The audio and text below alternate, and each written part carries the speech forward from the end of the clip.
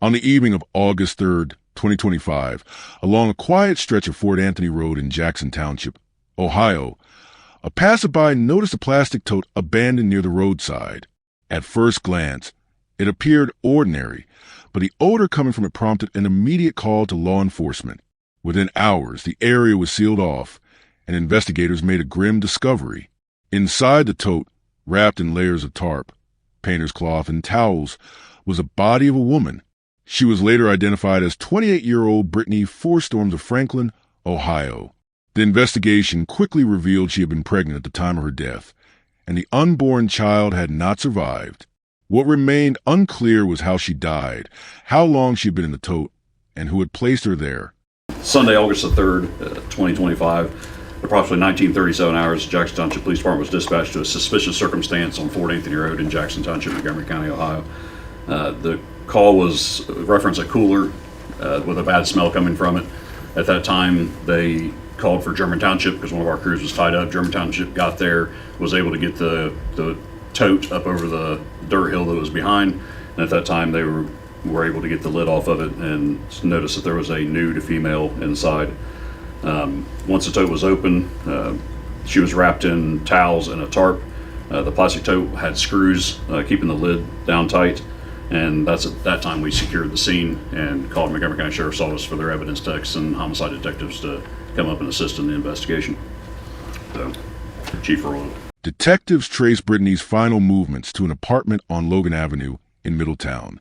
Evidence found inside linked the location to the plastic tote and the materials that surrounded her body. Two men, each with prior criminal records, soon emerged as central figures in the case. Both admitted to being involved after her death, but their accounts differed in detail and motive.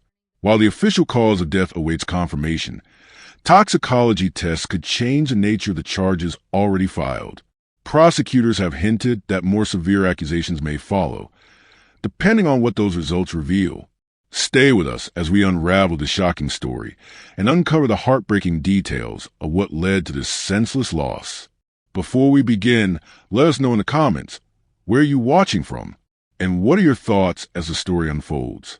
Welcome to True Crime Tales, where we reveal the crimes that shock communities and the secrets hidden behind closed doors. Hit subscribe and turn on notifications. You won't want to miss what's coming next. Now, let's begin. Britney Forstorms was 28 years old at the time of her death. She was known to have lived in Ohio, with addresses connected to both Franklin and Middletown. While official employment or education records have not been fully disclosed, her history places her within a network of acquaintances in the Middletown area, including individuals known to law enforcement. Public records show prior residences that were in close proximity to areas with documented drug activity, though her own level of involvement remains under investigation. Brittany's known social circle spanned friends and acquaintances from Franklin to Middletown. Among them were people with histories involving substance abuse and trafficking. These associations may have placed her in environments that increased her risk of harm. Some individuals in her orbit, including James Rutherbush, had extensive criminal records and prior arrests related to drugs, burglary, and theft. At the time of her death, Brittany was pregnant. The autopsy later confirmed the pregnancy, though the exact stage of gestation was not specified in initial reports. Pregnancy could introduce unique vulnerabilities, both physically and socially, that may have influenced her decisions and relationships. Known stressors might have included unstable housing, financial challenges, and dependence on others for transportation or shelter. Brittany's immediate family has not provided extensive public interviews, but did share statements expressing a need for justice. Following the discovery of her body, a GoFundMe page was created to assist with funeral expenses and to support awareness efforts surrounding her death. Neighbors and acquaintances have described Brittany in various ways, some recalling her as friendly and approachable, others noting that she had been seen in the company of individuals with criminal reputations. These mixed accounts contribute to the complexity of her background and relationships prior to her death. Brittany was last confirmed to be at an apartment on Logan Avenue in Middletown, Ohio. This location was occupied by James Rutherbush. Reports indicate she was present there in the days leading up to her death. It is unclear whether she arrived by choice or under pressure, and the length of her stay remains a focus for investigators. Investigators are reviewing possible text messages, social media activity, and phone call records from her final days. These digital footprints could establish whether Britney reached out for help, arranged to meet anyone, or discussed her condition with friends or family. As of the latest updates, no publicly released records confirm her last outgoing messages. Witnesses, including neighbors near the Logan Avenue apartment, reported seeing Britney enter the building and remain there. Some accounts suggest she did not leave during the period she was last known to be alive. Law enforcement is working to reconcile these sightings with other evidence to determine her exact timeline. Authorities estimate there was a gap of approximately 4 to 7 days between Britney's death and the discovery of her body. This interval is critical for reconstructing events, as it suggests her remains were stored before being moved. Britney's body was found inside a plastic tote positioned along Fort Anthony Road in Jackson Township, Ohio. Forensic investigators documented the scene with photographs from multiple angles, capturing the location of the tote in relation to the road and surrounding terrain. The tote's positioning suggested it had been deliberately placed where it might not be immediately noticed by passing vehicles. Measurements taken at the scene included the distance from the tote to the road's edge, the incline of the roadside ditch, and the proximity to any identifiable landmarks. Sunday night, hikers called 911 after finding a plastic tote in the woods in Montgomery County. It's something dead in there, man. I ain't opening it. Inside that tote, police found the body of pregnant 28-year-old Brittany Fuhr-Storms. They say she was naked, wrapped in a cloth with a blue tarp, and the tote's lid was sealed with screws. These details help establish whether the placement was hurried or calculated. Forensic teams collected fingerprints from the exterior of the tote. Initial reports confirmed the presence of latent prints, though not all were immediately matched to suspects. The lid of the tote bore marks consistent with screwdriver impressions, indicating it may have been pried open or sealed shut with force. Swabs were taken from the handle areas for potential DNA recovery. The August heat had accelerated decomposition, making the determination of an exact time of death more challenging. Investigators noted that the remote location, combined with the environmental conditions, could have been intended to delay both discovery and identification. Surrounding foliage and limited foot traffic in the area further reduced the likelihood of an early find. The autopsy performed on Brittany Forstorms confirmed that she was pregnant at the time of her death. Medical examination determined the unborn child's gestational age to be in the mid-second trimester, approximately 16 to 18 weeks. The report also noted signs of what is referred to as a postmortem delivery, a rare phenomenon that can occur after death when decomposition gases cause expulsion of a fetus. This detail was later included in court documents as part of the evidence record. The cause of death remains pending, with toxicology reports still under analysis at the time of the preliminary hearings. Suspect statements, particularly from James Ruthenbush, claim that Britney died from an overdose. He alleges that she consumed a combination of fentanyl and methamphetamine while inside his Middletown apartment. However, the autopsy noted certain injuries that were not entirely consistent with a simple overdose. These included minor contusions on the upper arms and a superficial abrasion on the right temple, which investigators considered could be unrelated, but nonetheless were documented. A time of death estimate was based on the stage of decomposition observed during the autopsy. Pathologists determined that death likely occurred between July 27th and July 30th, placing the interval between her death and the discovery of her body at approximately 1 week. This aligned with later statements indicating that her body was stored in an apartment for several days before being moved. Investigative leads first emerged when police traced Britney's recent known contacts. Witness statements and digital data from her phone suggested she had been at the residence of James Ruthenbush in Middletown during the days leading up to her death. Ruthenbush was already known to local law enforcement as a contractor and painter with prior drug-related convictions.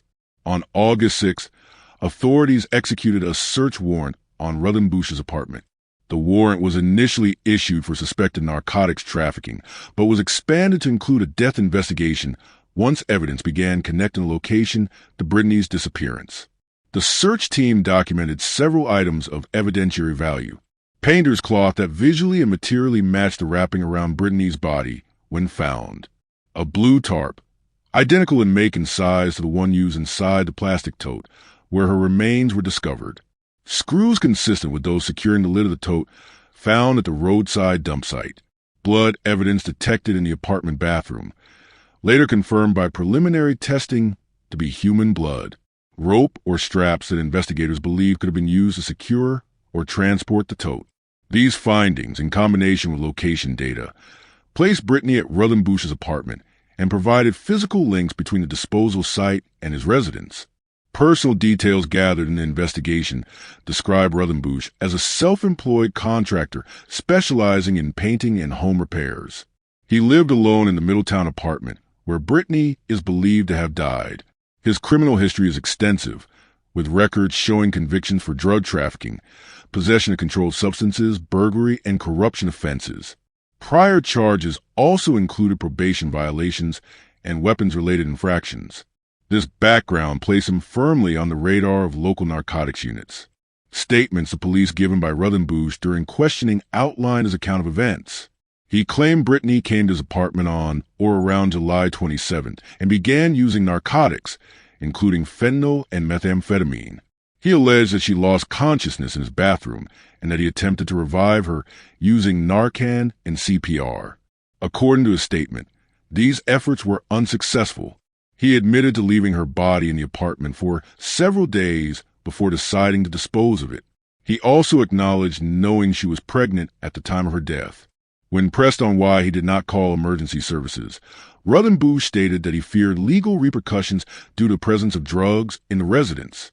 He described wrapping her body in painter's cloth, placing it inside a tote with a tarp, securing the lid with screws, and transporting it to a remote roadside area in Jackson Township, where it was eventually discovered.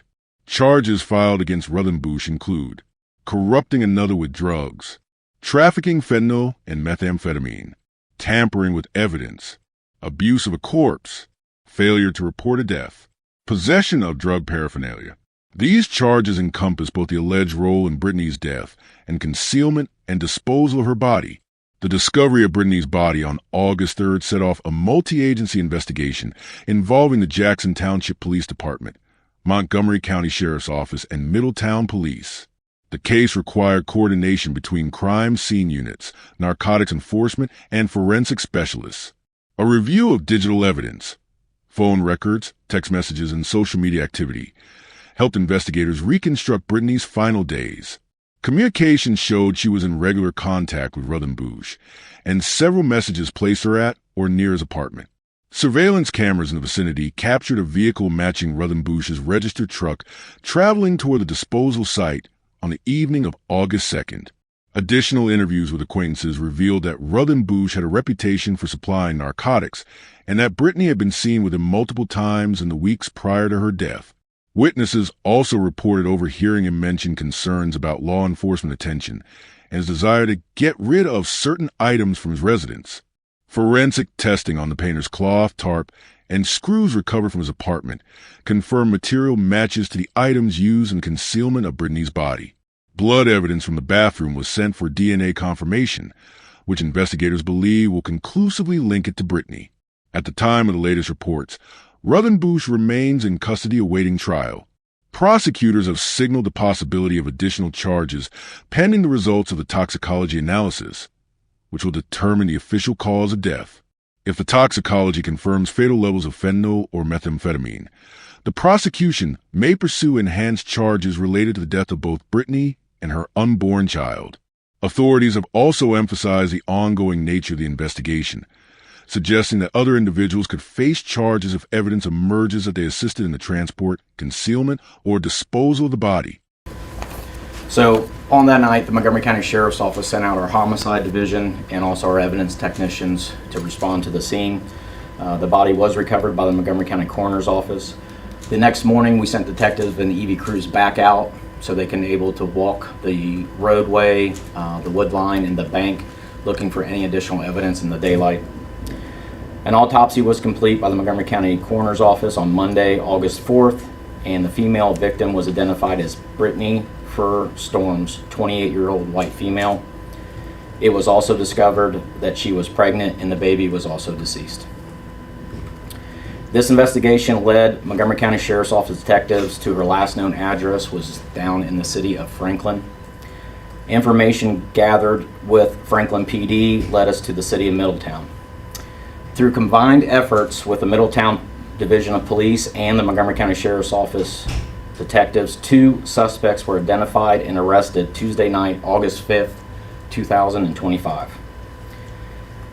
Through the investigation, it was determined that the female, Britney Storms, had died under suspicious circumstances while at the home of a James Rothenbush at 2020 Logan Avenue in Middletown, Ohio.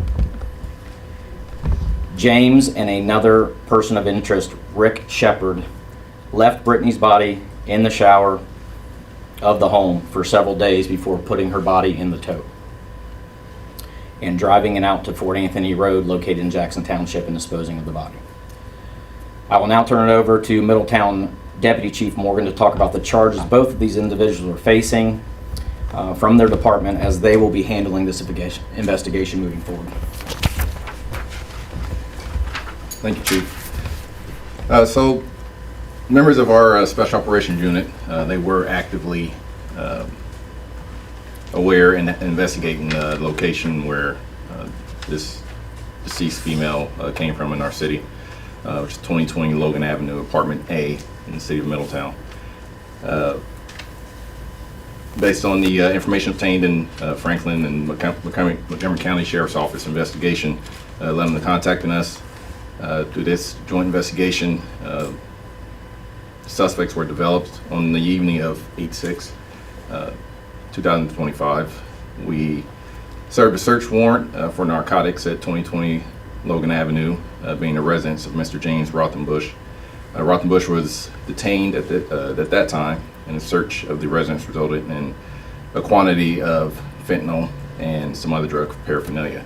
During the narcotic search warrant, items of interest in the death investigation were observed, and as a result of that, we obtained another search warrant for those items. I believe as a result of that investigation, the search warrant, subsequent interview of Mr. Rothenbush, he was later booked on the following charges, which is corrupting another with drugs, which is a felony of the 1st degree, tampering with evidence, a felony of the 3rd degree, gross abuse of a corpse, felony of the 5th degree, trafficking in drugs, felony of the 3rd degree, possession of drugs, felony of the 3rd degree, failure to report a crime or death, misdemeanor 4, and possession of drug paraphernalia, which is also a 4th degree misdemeanor. A second person of interest, which was Mr. Rick Shepard, was located later at 608 Baltimore Street in our city. Shepard attempted to flee from officers, but he was quickly apprehended and detained. He later stated that the deceased died from alleged overdose, and she remained in the house for approximately a week before being removed and left in Montgomery County. Mr. Shepard was later booked for gross abuse of a corpse, a felony of 5th degree, and tampering evidence, felony of 3rd degree. Both subjects did admit to knowing that this female was pregnant. The cooperation between all agencies involved was great, led to the arrest of these individuals. We will continue to work together on this matter, along with the Middletown Prosecutor's Office, the Butler County Prosecutor's Office, to ensure a successful prosecution. So there are further charges that could be expected. The unanswered questions center on whether Britney's death was solely the result of an accidental overdose or whether other actions contributed. The presence of minor injuries and the delay in reporting the death remain critical factors under examination. Investigators are also working to determine the full timeline of events inside the apartment between the moment Britney lost consciousness and the eventual disposal of her body. This case continues to evolve as forensic results, witness testimony, and investigative leads develop. The confirmed pregnancy, the concealment of the body, and the physical evidence linking the disposal site to Rothenbush's apartment form the core of the prosecution's case. With the cause of death still officially undetermined, the forthcoming toxicology findings are expected to play a decisive role in the legal outcome. Rick Shepard is identified as a key participant in the events following the death of Brittany Fuhr-Storms. He has an extensive criminal record, with multiple prior convictions that establish a documented history of unlawful behavior. His name appears in multiple law enforcement databases for prior arrests related to theft, drug offenses, and other criminal acts. In this case, Shepard's role centers on concealment and disposal of Britney Forstorms' body. Shepard was not the individual who claimed Brittany's life, but he was directly involved in the movement of her remains. According to investigative findings, he physically transported a large plastic tote containing her body to a roadside location. The tote was ultimately found on Fort Anthony Road in Jackson Township, Ohio, on August 3, 2025. Shepard admitted to law enforcement that he was fully aware Brittany was pregnant at the time of her death, a fact which could carry additional legal implications depending on the cause of death ruling. During questioning, Shepard told investigators that Brittany's death was a result of a drug overdose. He stated that he was not present at the exact moment of her death, but became involved after her body was left at the residence of James Ruthenbush for nearly a week. According to his account, Ruthenbush contacted him for assistance in removing and disposing of the remains. Shepard acknowledged moving the tote containing the body and leaving it at the eventual discovery site. His statements aligned with certain forensic evidence, but also raised investigative questions regarding his direct knowledge of the death and the timeline of events. Shepard was formally charged with gross abuse of a corpse for the handling, transport, and concealment of Britney Forstorms' remains, tampering with evidence for actions intended to alter, destroy, or conceal evidence related to her death. At this stage in the investigation, there are no homicide charges against Shepard, but law enforcement has indicated that the case remains open and that additional charges could be considered pending final autopsy results. The sequence of events was pieced together using physical evidence, witness interviews, suspect statements, and forensic testing.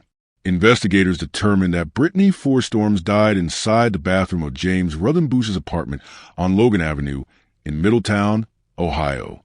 The cause of death has not yet been publicly confirmed, but is suspected by both suspects to be an overdose.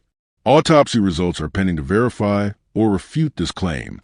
Following her death, no one contacted authorities. Instead, her body remained in the apartment for a period of 4 to 7 days. This delay is supported by forensic decomposition estimates and by statements made by both Ruthenbush and Shepard. During this period, the body was kept inside the bathroom before being moved and prepared for disposal. According to the investigation, Ruthenbush initiated the disposal process. Brittany's body was wrapped in painter's cloth and a tarp. The cloth was consistent with materials Ruthenbush used in his work as a painter. The body was then placed inside a large plastic tote. The lid was secured using screws, which required tools available in the apartment. The method of wrapping and sealing indicates a deliberate attempt to contain both the body and any biological evidence. Shepard's involvement began after the body was prepared for disposal. He transported the tote from Ruthenbush's apartment to the rural location on Fort Anthony Road, where it was eventually discovered. Law enforcement determined this through Shepard's admission, witness sightings of his vehicle, and physical evidence recovered from the scene. The tote was left in a visible roadside area, and the body was discovered within hours by a passerby who noticed an odor. Investigators relied heavily on forensic analysis to verify suspect statements and connect the evidence from the roadside scene to Ruthenbush's apartment. The painter's cloth used to wrap the body was identical in brand, color, and were patterned cloth rolls recovered from Ruthenbush's work supplies. Forensic examination showed matching fibers between the wrapping and cloth seized from the apartment. The blue tarp found around the body was also consistent with materials recovered from inside the residence. Bloodstains found in the bathroom of Ruthenbush's apartment were tested and confirmed to match Britney Forstorms through DNA analysis. The pattern and placement of the stains were consistent with the body having been in the location where Shepard claimed it remained for several days. Additional traces of blood were found on the floor near the entryway, suggesting movement of the body within the apartment before it was sealed in the tote. The screws used to seal the tote lid bore distinctive impressions consistent with a specific screwdriver found in the apartment. Forensic tool mark analysis confirmed the screwdriver's match to the impressions left in the screw heads, directly linking the tote to Ruthenbush's property. This evidence contradicted any possibility that the tote was obtained and sealed elsewhere. The evidence and statements indicate that Shepard's role began after Brittany's death had already occurred. His actions were centered on concealment and disposal of her body. He acknowledged moving the tote and claimed that his involvement was limited to that act. Nevertheless, forensic findings and his admission that he knew she was pregnant have positioned him as a key participant in the post-mortem handling of the case. The gross abuse of a corpse and tampering with evidence charges reflect the seriousness of his involvement in attempting to conceal both the body and critical details surrounding the death. The timeline reconstructed through physical evidence places Shepard's actions several days after Britney's death, aligning with his own statements about the delay in disposal. His cooperation in admitting certain facts has allowed investigators to confirm the movement of the body and the disposal location. However, several aspects of his involvement remain under review, particularly whether his actions were entirely directed by Rutherbush or if he had any role in the circumstances that led to Britney's death. Pending toxicology and final autopsy reports will determine whether additional charges, potentially involving Britney's pregnancy, are filed against either suspect. Until those results are made public, the official cause and manner of death remain undetermined. Following the discovery of Brittany Fuhr-Storms' body on August 3, 2025, in a sealed plastic tote off Fort Anthony Road in Jackson Township, Ohio, law enforcement identified two primary suspects, James Rutherbush and Rick Shepard. Both were taken into custody within days of the discovery. In the initial court appearances, charges against Rutherbush included corrupting another with drugs, drug trafficking, possession of fentanyl and methamphetamine, tampering with evidence, abuse of a corpse, failure to report a death, possession of drug paraphernalia. Shepard faced charges of gross abuse of a corpse, tampering with evidence. During bail hearings, prosecutors argued that both defendants posed a flight risk and that the seriousness of the charges warranted high bonds. Bail for Rutherbush was set at a higher amount due to his extensive criminal history, his role in allegedly providing the drugs, and his alleged concealment of the body. Shepard's bail was also set high because of his direct involvement in transporting and abandoning the victim's body. The prosecution presented the position that Britney died inside Rutherbush's Milltown apartment, and that both suspects made deliberate choices to delay reporting her death, to conceal the body, and to dispose of it in a manner designed to prevent discovery. At the time of the initial hearings, the autopsy and toxicology reports had not yet been fully processed. The coroner confirmed Britney was pregnant at the time of her death, and that her unborn child also died. Prosecutors stated publicly that homicide charges could be added if toxicology results indicated the presence of fatal levels of controlled substances provided by the suspects, or if further evidence suggested intentional harm. They also indicated that additional charges related to the death of the unborn child were possible, depending on final forensic results. These include aggravated homicide of an unborn child, which carries severe penalties under Ohio law. In their initial responses, both Rutherbush and Shepard's defense attorneys leaned heavily on the overdose narrative. Rutherbush's legal team stated that Britney had taken the drugs voluntarily, that he attempted to revive her with Narcan and CPR, and that her death was not the result of an intentional act. Shepard's defense emphasized that his involvement began only after Britney had already died, and that his role was limited to helping move the body. Both defense teams appeared to be positioning their clients as individuals who made poor decisions after an unplanned death, rather than as perpetrators of a violent crime. This approach directly contradicted the prosecution's framing of the case as one of calculated concealment and possible criminal homicide. Britney Forstorms' family maintained limited communication with the media following the discovery of her body. Statements were largely confined to confirming her identity, acknowledging her pregnancy, and requesting privacy during the investigation. No public comment was made regarding the circumstances leading to her death. The details of the case generated significant discussion in the community and on social media platforms. Conversations focused not only on the disturbing manner in which Britney's body was concealed and abandoned, but also on the broader issue of violence and neglect toward pregnant women, especially in contexts involving drug use and criminal activity. Residents of Middletown and Jackson Township expressed concern about the proximity of such a crime to their neighborhoods and the apparent gap in time between Britney's death and the discovery of her body. In the days following the public identification of the victim, Britney's family and friends organized fundraising efforts to cover funeral and memorial expenses. An online fundraising campaign was launched, citing the unexpected nature of her death and the costs associated with burial. The campaign also served as a point of contact for those wishing to contribute support or share memories. Despite arrests and charges, Several critical questions remain unresolved at this stage of the investigation. Was the overdose accidental or intentional? While both defendants claim Britney overdosed accidentally, the final toxicology results had not yet been released. The prosecution was withholding determination of cause and manner of death pending this analysis. Did the suspects provide or encourage drug use? The charge of corrupting another with drugs against Rutherbush suggests the state believes he played a role in supplying and possibly facilitating Britney's drug use. Whether Shepard had similar involvement before death remains unclear. Why was there a delay in disposal of the body? Witness statements and Shepard's own admissions indicate Britney's body remained in Rutherbush's apartment for several days before being moved. The reasons for this delay and what happened during that time are still unknown. Were there additional people involved? It remains uncertain whether others were aware of the death or assisted in any way. The possibility of additional charges against other individuals had not been ruled out. Was there an attempt to conceal pregnancy in reports? Court filings confirm both defendants knew Britney was pregnant. It has not been established whether there was any deliberate omission of this fact in initial accounts to law enforcement. As of the most recent court proceedings, the following facts are established. Brittany Fuhr-Storms, 28, was found deceased inside a sealed tote on August 3, 2025, along Fort Anthony Road. She was pregnant at the time of her death. 2 suspects, James Rutherbush and Rick Shepard, have been arrested and charged in connection with the case.